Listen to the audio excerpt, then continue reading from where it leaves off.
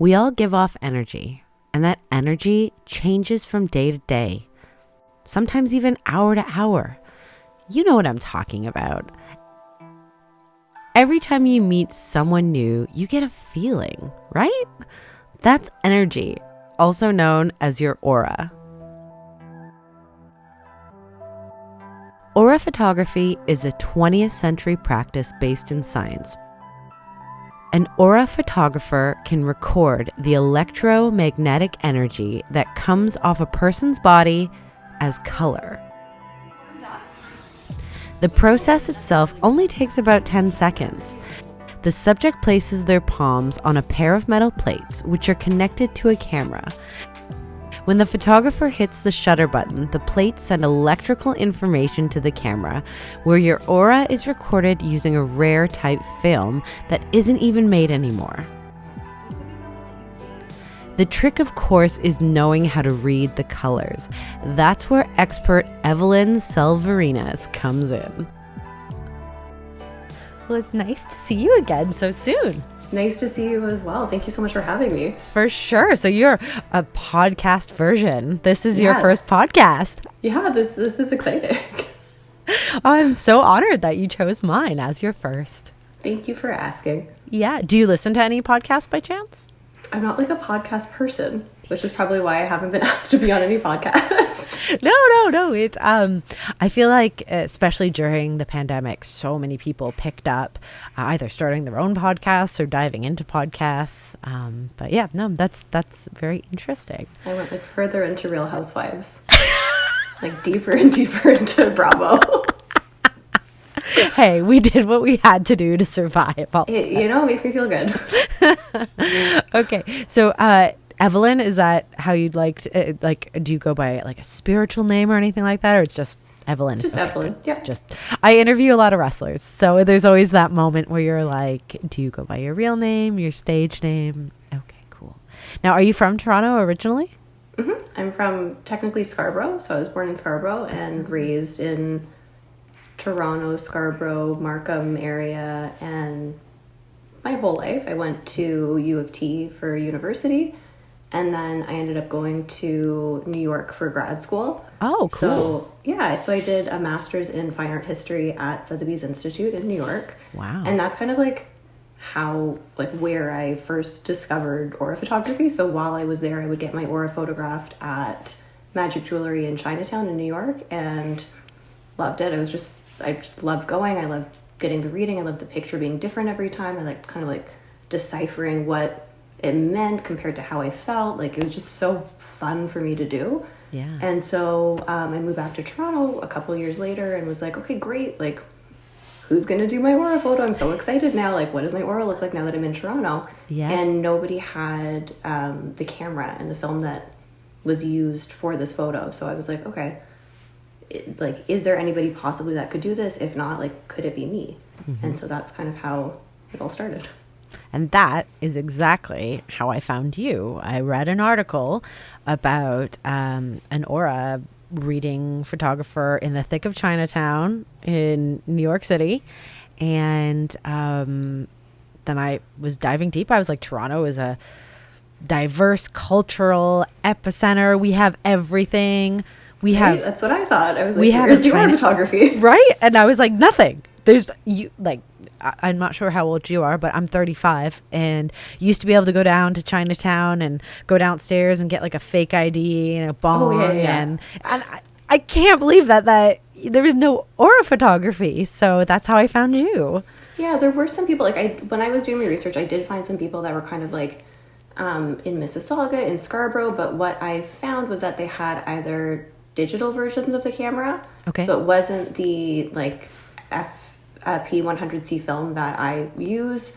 Yeah. And then there's also like an Instax version of the camera. So it's still a different, it's instant film versus I use film. So it's like there's a peel apart, there's a positive, there's a negative. Yeah. And the film that I use is discontinued. So it's like a very specific kind of photography that like almost doesn't exist anymore. So I was like really adamant on getting the original technology and the original film. Because I was like, if I'm going to do this, I'm going to do it the way that it was intended. So Absolutely. yeah, so that's what I kind of like went on the hunt for. I found the camera. I actually purchased the camera from Guy Coggins. So the person who invented it was the person who sold it to me just before he sold the company. So it's cool to be able to like speak with him on the phone, and like it was such a such a fun experience. And then sourcing the film was kind of the next hurdle, because it was discontinued basically a year after I started. Wow. But it keeps in the fridge for a couple years. Like you can keep film and it doesn't degrade that much over time. So I basically have a lot in fridges all over. And that's what I've done. So like sourcing the film has been a bit of a feat, but it is important to me to have that original technology, to have that kind of like depth of color in the film, and have like the more information, rather than using something digital or using something that is maybe like a cheaper imitation of it. For sure. And I think what incredible alignment that you were able to buy the camera from the gentleman who invented it just before he sold his company. Like that, you know, I get goosebumps thinking about that. Yeah, you know what? I thought it was such a cool story, but I haven't really thought of it that way. Like, it was a real exciting experience being able to like to call up, and Guy Coggins answered the phone, and just to be able to like speak with him and talk to him about his camera and talk to him about kind of his journey. Like it was really, really exciting. So that, yes, you are right. Like that is such an amazing kind of story of alignment, and then being able to source the film kind of at the right time before it's all gone. Like if you were to get into it now, I think you would have to do digital or Instax. Like I don't think you would be able to even get the original technology anymore. I feel like in a way you kind of passed the torch off to you, and did you tell him that this was your the reason you were doing this was because you moved back to Toronto and you couldn't find what you had started this journey with, and you wanted to kind of do it yourself? Wow, that's really cool. Yeah, it was like, and there wasn't anybody here doing it. Like he had sold, I think, some cameras to people in Canada, but not any recent cameras, and nobody was using them at the time. So it was nice to be able to kind of like bring that experience to Toronto, and that's exactly what I wanted to do. Like I wanted to have people in the city that I was from be able to experience this thing that like it's in New York, it's in LA, like it's in these other cities that are these big major cities, as are we. So like, as you were saying, like where's our aura photography? Yeah. Oh, I'm so thankful that you have brought it to Toronto, because I just had my first aura photography reading with you, and I've been on this spiritual journey myself, getting out of going through a divorce where I was really unauthentic in my marriage, and kind of feel like I was living a few different lives, because I have like a very masculine, I've had two very masculine jobs in my career, and I'm inherently pretty feminine, and having to feel like I have to be all these different versions of myself because I don't really fit into a box. I am equal parts masculine and feminine. For everything. Yeah, and being able to like integrate just being me has really opened up my love again, because it was always a part of me being spiritual, but to really be like, I totally believe in crystals and manifestation and leading with gratitude and believing that, you know, there's God, spirit, universe, and finding you was another step of this journey. And I've aligned with such amazing women in my own city, yourself, Sabrina, who you take photos of regularly. So it's I'm really thankful that I got to experience it, and God, what an experience. How did you like it? How did you find it? Jeez. And you know, it was myself, and I brought a friend along, and I couldn't believe the difference in our auras, and learning that your aura changes by day. Like I could have gone in the next day and it would have been completely different. And I will say, girlfriend, you you cut deep. Like, you had my number. I was like, my friend and I, we were joking on the way home, and he had said, I've told you those things before. But again, it's another part of my spiritual journey, knowing that, you told me how people perceive me, what their feelings are when they start talking to me, what I'm putting out into the world. And, one thing was I lead with love, and I take care of people. My job is I'm a firefighter, and I have a son, and I have a lot of amazing friends and family, but I don't do well with taking love in. Right. And that's my biggest challenge, my self-worth, loving myself, making time for myself, self-care, and aligning myself with spirituality has been my version of self-care. Because I do all the, I've been an athlete my whole life. I drink water, I eat good food, I work out. Like that is self-care for certain people, but that's a part of who I am. Well, it's self-care, but like self-love is one step extra, right? To show yourself that kind of like love and compassion and respect first before kind of giving it out to others, rather than prioritizing people over yourself, is something that like I do see often in photos where like I want people to start with themselves, because like you can't pour from an empty cup, right? Start with yourself, fill yourself up with that love, with that like everything that you're giving out to others, you deserve it tenfold. So start with yourself, and then you can kind of spread that around. But it's cool to be able to feel something and then see something, and that reaffirms what you were feeling. Yes. Oh, 100%. And I think that's what people really start to understand about,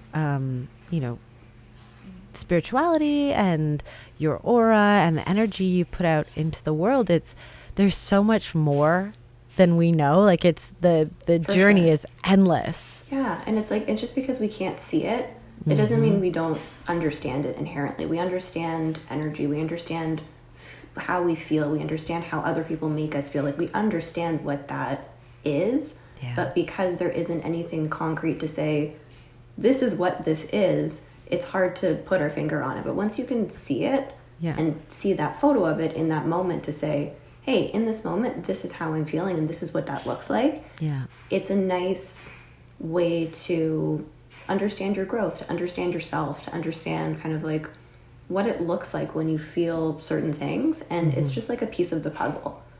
It's something that like I hope people enjoy doing, just to kind of get a deeper understanding of themselves. Like it's just something that like I am happy to show people. Yeah. But like I'm just translating it for you. Right. I'm just like I want you to take from the experience what you will. I'm just translating what the colors mean in the places that they mean. Yeah. And it's all you, right? Like it's your feeling, it's your visual, like it's all entirely you. What I think is beautiful about you and your aura photography is, like myself, I identify as being someone very spiritual. I'm on this journey. I'm very honest about it. I don't have any shame of being weird or different or hippy-dippy. That doesn't bother me. But somebody else might be interested in these kind of things, but they're not so sure in themselves. They don't want to be judged. They don't want to hear other people's opinions. What I think is neat about aura photography, it's something tangible that you can have, that you see, and then you give them their reading, and you can kind of jump into this at any point because it's not homework. It's something you can physically do. And I think it's really cool because it could be for someone on their journey already, or it kind of might be a little bit of a catalyst to say, wow, I really felt this and it really spoke to me and I'd like to learn more about this. I definitely have people who come who are very into it, and I have lots of people that are repeat customers. They like to see their energy change and shift over time, which is amazing to see. But I also have people who are really into it who bring people who aren't so into it. Yeah. And their reactions are actually my favorite because they come and they're very, I don't really want to do this. Like, what is this? Like, and then they leave. They're like, oh, that was actually pretty cool. Like, thank you so much. That was a really interesting experience. And like, it's not, again, I'm not showing you anything scary. I'm not showing you anything that you don't already know. So a lot of people I think are apprehensive because they're like, what what is she going to tell me? Like, what is it going to reveal about me? Yeah. But really, it's just showing what you feel currently. We all know what we feel. We all know how, or generally, like, hopefully, we know what's kind of going on, and like what our general energy that we're putting out is. We know what that feels like, but just to give that a visual component is just like an extra added layer. It's just an extra cool step. And if you are really, really into it, take it, learn from it. You can learn kind of which chakras aren't as open as others, work on those chakras, think about what is making those chakras spin a little bit smaller, or you can just take the photo and say, that was a cool photo, and move on. It's entirely up to you. And that's really the best part, is that it is customer focused. Like, I want the person who I'm taking the photo of to get whatever they want out of it. Right. And where did your journey stem from? So here you are, you're in New York City, you go get your aura photography, but I don't imagine you were just like, I'm going to wake up today and get that. How did you get to that point? I had seen it. I had seen pictures of it. I knew that it was around it, like Instagram. It was like 2011, 2012. So it was like a while ago. So it wasn't like as bumping as it is now in terms of like, my Explore page, like, that didn't exist back then. Right. So, it was a little bit harder to find, but like I found it and I just kept on going. But when I was in New York, I was there for, art history. So at U of T, I did an art history specialist. In New York, I did a master's of art history. And so I thought I'd come back to Toronto and I'd get this like amazing art job, and I'd be like in the arts. And when I got back, like, I really couldn't find any work. Like, I was trying to apply for volunteer positions. Like, I couldn't find anything. And I was like, okay, well, this isn't necessarily where I thought I'd be, but I'll just keep on trying. And so as I was trying to find a job, I couldn't find anyone to do my aura photo. So it just happened simultaneously, like right place, right time, where I was like, okay, I don't have a job. I can't find a job. Here's this opportunity that's like presenting itself to me. It could be a really big leap. Like, maybe nobody wants it. Like, I didn't know what the temperature for aura photography in Toronto would be. I just kind of hoped that it would work, and people were really responsive to it. So I'm really, really grateful that people want to see more of themselves, and people are that supportive of my business that like they want to come back again and again. I just appreciate it. And it's a hot commodity, because you put it out like a lottery system, and like, I can't get in there fast enough.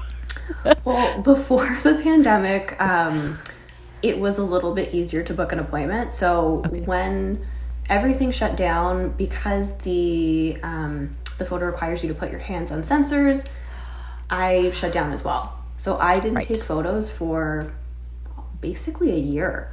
And I kind of put myself in with personal services, because I was like, okay, this feels kind of akin to like a haircut situation where you're like close enough with somebody, you have to put your hands on something. We didn't really know anything that was going on. So I just tried to be as careful as possible. And when we were allowed, like personal care was allowed to open up, I was like, okay, great. But in that time that I wasn't allowed to take photos, I had to get a full-time job. So now I have a full-time job that I'm also doing as well as photos. So I'm just trying to figure out the balance at this point, how much I can do. So I'm only doing 3 to 4 days a month for my own sake and my own energy. Before the pandemic, I was really kind of like running myself raw, doing too many events and too many photos. So it was a learning experience for me, as it was for a lot of people, because what I found, like coming back not post pandemic, but like post lockdowns and where we're at currently, everybody's energy is a lot more dynamic and a lot brighter and a lot, I don't want to say better than before, but you can tell that people have taken this time to actually do something for their energy and for themselves, rather than just running around working. So what I found previously, like not everybody, but a lot of people were red, which essentially meant they were just running around, they were doing too many things, like, and it wasn't like a bright, healthy red, it was kind of like a depleted red. And that's what I was as well, constantly, because I was just kind of giving my energy away, and I was like, it's okay, because everybody's getting so much from it, right? And with having to take a step back and having to slow down and not having to have those expectations that we had previously, people have definitely put up a lot more boundaries. Like I know I certainly have, where I used to just say yes to everything. Like, yes, I will do that event. I will double book in a day. Like I'll do whatever. And now I'm just like, you know what? I actually can't. I can't for my own energy. So, I know people are disappointed that it is a little difficult to get in, but I also think that like whenever you get that appointment, you're supposed to see whatever you're supposed to see at that time. Like that's the message that you're supposed to get. So even if like you couldn't book for whatever reason, it wasn't the right time for you to get your photo, whenever you do get in, that's the right time for you to see what you need to see. I completely agree with that. And I think there's a lot to be said about, you offer this service, but it's not like overly accessible. Like it's quite a special thing. It's something that you shouldn't get done every day, or because the film is discontinued as well. Like there's a limited amount left, so I really had to rethink like how quickly do I really want to be giving these appointments away, because it means that people won't get to experience it sooner in the future. So I'm really trying to figure out what makes most sense for me and my energy, but also what makes sense for like the longevity of being able to do this. Of course. Well, fingers crossed that, when that sad day comes, that if you are at a film, there's a plan B, C, D that we can make it work. It'll all work out the way it's supposed to. So I'm not overly concerned, but like I'm just trying to do the best I can until then. Understood. Now, do you have a standout reading or a favorite reading that you've had over the years? I don't really necessarily have like a standout reading. I love, I love seeing when people are just fully aligned. Like when you're a full rainbow, it's kind of the rarest thing that I see when like the base of your spine to the top of your head, every single color is active and open. I love seeing that. So that's very exciting to me, but nothing like I can't even tell you how many aura photos I've done at this point. So like they're all really exciting, and they all like mean something, not only to me but like to everybody who's receiving them as well. Of course. Now, is there anything that you would like our listeners to know about being aura photography that might not be readily available on the internet? Is there any misconceptions or just anything about you that you would like people to know about aura photography? Okay. Well, aura photography, it's capturing your biochemical energy field. So we all have an energy field around us at any time. Every living thing has an energy field around them, and we know that through scientific fact. So like we understand scientifically that energy exists, energy around us exists. Right. And I just hope that people will be open to the idea of being able to visualize that energy walking around them at all times, and being able to kind of understand like this is something that changes second to second. So as our feelings, as our thoughts, as our locations, like as everything about us changes second to second, our energy changes second to second. Right. So I guess the thing that I would like people to know is that nothing is fixed. Everything is constantly changing, and it's all in flux. It is all about kind of like what we do with it and how we kind of move through the world and move through our spaces. But like we have so much power, we have so much potential, and we're just like, we're just rainbows walking around all the time, and we just need to kind of like unleash that, feel kind of all of our energy flowing from the base of our spine to the top of our head. So it's just something like I'd like people to see. I'd like people to kind of check in on themselves and understand, okay, this is where I'm powerful, this is where my energy is focused. If let's say I want to get somewhere else, let's say I want to be more communicative, I want to think about my intuition more, like what do I need to do to get there? But also starting with that visual of like, okay, why aren't these colors there? Right. That kind of gets you to that place of understanding, like, I can be all things, I can be everything. Right. I can be that rainbow. Well, that's really beautiful. And thank you so much for taking the time out to speak with me and share all your special information. Thank you so much for having me. I really, really appreciate it. This is lovely. Of course. Oh, good.